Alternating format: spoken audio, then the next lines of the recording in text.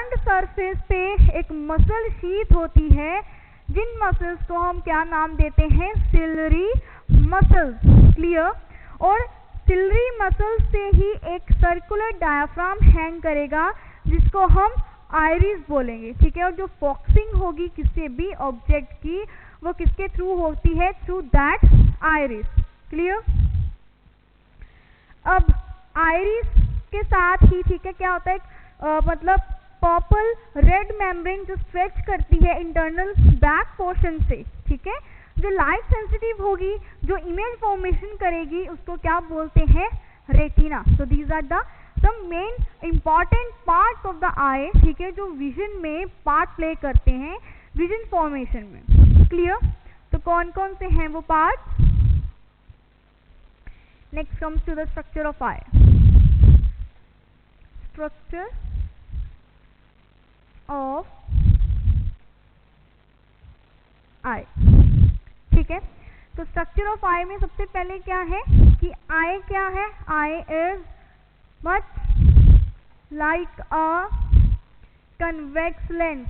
ठीक है? किसकी तरह है, कन्वेक्स लेंस की तरह है। और जो इमेज फॉर्मेशन है वो कहाँ पे होगी, हमारे रेटिना पे। ठीक है? अब आईज में क्या है,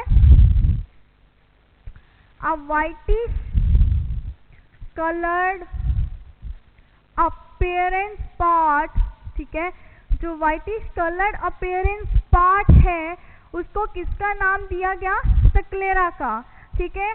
और स्क्लेरा के इन फ्रंट ऑफ ही, ठीक है, क्या होता है, एक ट्रांसपेरेंट मीडियम प्रेजेंट होगा। उस ट्रांसपेरेंट मीडियम को किसका नाम दिया गया, कॉर्निया का। क्लियर? जैसे अगर ये, ठीक है, स्क्लेरा है, तो स्क्लेरा के इन फ्रंट क्या होगा, एक ट्रांसपेरेंट मटेरियल होगा, जिसको किसका नाम दिया जाए, कॉर्निया का। ठीक है? और उसी कॉर्निया के इनसाइड, ठीक है, क्या होता है कि एक डार्क मेम्ब्रेन प्रेजेंट होती है, जिसको हम क्या नाम देंगे, कोरॉइड। किस कलर की होगी ये, डार्क ब्राउन पिगमेंट। क्लियर? और अब इसी कोरॉइड पे जो मसल्स हैं वो प्रेजेंट होती है, जिनको किसका नाम दिया जाता है, हमारे सिलरी मसल्स का। ठीक है? क्या प्रेजेंट होगी इसके इन फ्रंट, कोरॉइड के इन फ्रंट, टफ्ट और शीथ ऑफ मसल्स। ठीक है? और शीथ ऑफ मसल्स कौन सी मसल्स होंगी, सिलरी मसल्स। और सिलरी मसल्स पे ही एक मतलब हैंगिंग मटेरियल बनाया जाता है, जिसको किसका नाम दिया जाता है, आइरिस का। ठीक है? और उसके बाद हमारा क्या आता है, एक पिगमेंटेड मेम्ब्रेन आती है हमारी स्ट्रेचिंग पोर्शन पे, जो आएगी रेटिना, जिसपे लाइट स्ट्राइक करके इमेज फॉर्मेशन का प्रोसेस जो है वो शुरू करती है। ठीक है? इमेज फॉर्मेशन होती है। नेक्स्ट आएगा हमारा एक्शन ऑफ द आई। ठीक है? कि आईज का क्या एक्शन है, कैसे जो विजुअल इमेज है वो क्रिएट होगी।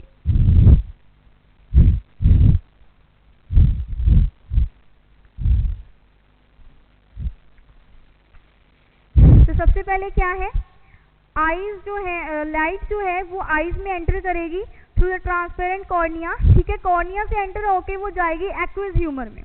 क्लियर? एक्वस ह्यूमर क्या है, the fluid, right. Aqueous humour से वो दोबारा पास होगी विट्रियस ह्यूमर में। ठीक है? Through the iris. उसके बाद में क्या होगा कि जो कॉम्बिनेशन है कॉर्निया का, एक्वस ह्यूमर का, विट्रियस ह्यूमर का, वो क्या करेगा, जो लाइट बाहर से आ रही है उसका फोकस करवाएगा हमारे रेटिना पे। ठीक है? जैसे ही रेटिना पे जो लाइट है उसका फोकस होगा, ठीक है, तो जो प्रिंसिपल फोकल पॉइंट है वो रेटिना के साथ कोइंसाइड करेगा, और जितने भी ऑब्जेक्ट हैं वो सारे किस पे फोकस करेंगे, रेटिना पे। तो जो इरेक्ट इमेज हमारी वर्चुअल इमेज क्रिएट होगी वो किस पे क्रिएट होगी, हमारे रेटिना पे, जिसके वजह से जो विजुअलिटी है, जो विजन है, वो हमारी एक्यूरेटली स्टार्ट होगी, स्टैब्लिश होगी। क्लियर? सबसे पहले क्या है मैकेनिज्म में, light enters the I, light enter हुई आई में थ्रू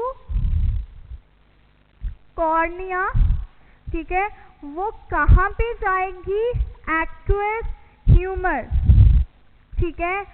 अब एक्वस ह्यूमर से आइरिस के द्वारा वही जो लाइट है वो कहाँ पे गई, हमारे विट्रस ह्यूमर में, क्लियर। जो लाइट है वो कहाँ पे पास होगी, फिर विट्रस ह्यूमर में, ठीक है, और लेंस के थ्रू पास होगी। अब यही जो कॉम्बिनेशन है हमारे कॉर्निया का, एक्वस ह्यूमर का, विट्रस ह्यूमर का, ठीक है, ये क्या करेगा, जो इनकमिंग लाइट है, ठीक है, focus of incoming light on retina, ठीक है, उसका फोकस किस पे करवाएगा, हमारे रेटिना पे, ठीक है। और जैसे ही लाइट ने रेटिना पे फोकस करना शुरू किया तो वो क्या करेगी, जो प्रिंसिपल फोकल पॉइंट है, ठीक है, प्रिंसिपल फोकल पॉइंट मतलब जहाँ पे रेज में आके स्ट्राइक करना है और इमेज फॉर्मेशन होगी, वो बनना शुरू हो जाता है। प्रिंसिपल फोकल पॉइंट कोइंसाइड्स मतलब स्ट्राइक्स और कंबाइंस विद रेटिना, वो रेटिना के साथ क्या होगा, कंबाइन करना शुरू कर देगा, जिसकी वजह से क्या होगा कि जो इमेज फॉर्मेशन है रियल इन्वर्टेड इमेज बनेगी, ठीक है, formation of real inverted image, ठीक है। उसके बाद में क्या होगा कि जो रेटिना है वो इस इमेज को हमारे ब्रेन तक सेंड करेगा, ठीक है, और जिसके जरिए ब्रेन तक जब मैसेज आएगा, ठीक है, सेंसरी मैसेज आएगा, नर्व तक मैसेज आएगा, देन जो बाद में हमारा ऑब्जेक्ट है उसकी विजुअलाइजेशन होनी स्टार्ट हो जाएगी, क्लियर। तो this is the mechanism of the vision. Light ने आइस में एंटर किया थ्रू कॉर्निया, कॉर्निया के थ्रू वो पहुंचा एक्वस ह्यूमर, ठीक है, फिर आइरिस के जरिए विट्रस ह्यूमर तक पहुंचा। उसके बाद ये तीनों जो कॉम्बिनेशन है इन तीनों पार्ट्स का, वो क्या करेगा, जो इनकमिंग लाइट है रेटिना पे, ठीक है, उसकी फोकस करवाना शुरू कर देगा। अब जब फोकस होनी स्टार्ट होगी तो प्रिंसिपल फोकल पॉइंट बनेगा, और ये जो प्रिंसिपल फोकल पॉइंट है वो किसके साथ कोइंसाइड करेगा, रेटिना पे। तो जब से ही उसने रेटिना के साथ कंबाइन करना, कोइंसाइड करना शुरू किया, तो जो रियल इन्वर्टेड इमेज है वो क्रिएट होनी स्टार्ट हो जाएगी, और बाद में ये जो मैसेज है थ्रू द रेटिना वो कहाँ पे जाएगा, हमारी सेंसरी नर्व, हमारी ब्रेन में, ठीक है, जिसके जरिए जो ऑब्जेक्ट की विजुअलाइजेशन है वो होनी स्टार्ट हो जाएगी। नेक्स्ट है हमारा डिफेक्ट ऑफ विजन, ठीक है, कि जो विजन है उसके कौन कौन से डिफेक्ट हैं। डिफेक्ट ऑफ विजन,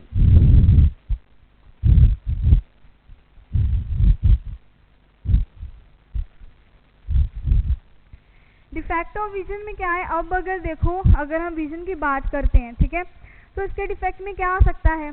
सबसे पहले क्या आएगा कि कुछ ऐसे पर्सन होंगे जिनको जो फार अवे वाली साइड है, ठीक है, डिस्टेंट ऑब्जेक्ट है वो क्लियर नजर आते हैं। कुछ पर्सन ऐसे होते हैं, कईयों को नियर बाय ऑब्जेक्ट्स क्लियरली नजर आते हैं। कुछ ऐसे होते हैं कि चाहे दूर के ऑब्जेक्ट हो, डिस्टेंट ऑब्जेक्ट हो, चाहे नियर बाय हो, बट वो ब्लर्ड आएंगे, ठीक है। तो यही 3 से 4 टाइप के हैं हमारी visual defect. Visual defect,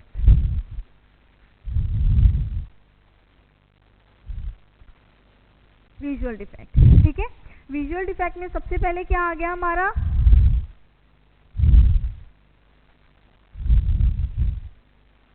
long sightedness, ठीक है। अब अगर लॉन्ग साइटेडनेस की बात करते हैं, ठीक है, या हाइपरमेट्रोपिया की बात करते हैं, ठीक है, long sightedness is also known as hypermetropia, clear. तो लॉन्ग का मतलब क्या हो गया हमारा, डिस्टेंट, राइट, डिस्टेंट ऑब्जेक्ट, और जो साइटेडनेस होगी हमारी वो क्या आएगा, विजुअल, ठीक है। तो इसमें क्या है कि जो लॉन्ग साइटेडनेस के पेशेंट है, पर्सन है, वो क्या करेंगे, जो डिस्टेंट ऑब्जेक्ट है वो क्लियरली देख सकते हैं, बट जो नियर बाय के ऑब्जेक्ट है वो उनको क्लियरली नजर नहीं आएंगे, और जो लिमिट क्रिएट की गई है इसमें नियर बाय ऑब्जेक्ट्स की वो क्या है, एटलीस्ट 25 सेंटीमीटर, मतलब उनको 25 सेंटीमीटर तक का जो डिस्टेंट होगा, जो नियर बाय ऑब्जेक्ट होंगे वो क्लियरली विजुअल विजन में नहीं आएंगे। ठीक है, लॉन्ग साइटेडनेस कब हो सकता है, किन वजह से, कि जब जो हमारी आईबॉल है वो श्रिंक कर जाए, ठीक है, और जो फोकल लेंथ है लेंस की वो इलोंगेट हो जाए। ठीक है, इस डिफेक्ट को क्लियर करने के लिए जो कन्वेक्स लेंस है, कन्वर्जिंग लेंस है, उसको यूज किया जाता है। ठीक है, इसमें क्या होगा कि जो इमेज फॉर्मेशन है, इमेज फॉर्मेशन वो कहाँ पे बनेगी, बिहाइंड द रेटिना। ठीक है, रेटिना के पीछे होगी, जो आई बॉल है वो श्रिंक हो जाएगा, ठीक है, डिक्रीज हो जाएगा साइज में। ठीक है, और क्या होगा कि जो फोकल पॉइंट है वो ज्यादा इलोंगेटेड हो जाएगा। ठीक है, जिसके जरिए क्या होगा कि जो लॉन्ग साइटेडनेस की डिजीज है वो होनी शुरू हो जाती है। नेक्स्ट आया हमारा शॉर्ट साइटेडनेस और मायोपिया। ठीक है, शॉर्ट साइटेडनेस और मायोपिया में क्या होगा कि जो नियर बाय डिस्टेंट के ऑब्जेक्ट हैं वो हमें क्लियरली नजर आएंगे। ठीक है, तो इसमें क्या कैरेक्टरिस्टिक्स होंगे कि जो आईबॉल का साइज है वो ज्यादा इंक्रीज हो जाएगा, जो फोकल पॉइंट का हम इलोंगेट हुआ था लॉन्ग साइटेडनेस में वो इसमें इसकी शॉर्ट ड्यूरेशन हो जाएगी, और जो इमेज फॉर्मेशन है वो रेटिना के बिहाइंड नहीं बल्कि रेटिना के इन फ्रंट होगी। ठीक है, इसलिए वो क्या करते हैं कि जो नियर बाय डिस्टेंट है उसको क्लियरली विजुअल होगा, और जो लॉन्ग डिस्टेंस के ऑब्जेक्ट है वो क्लियरली उसको पता नहीं चलेंगे। ठीक है, नेक्स्ट हमारा आ जाता है एस्टिग्मेटिज्म।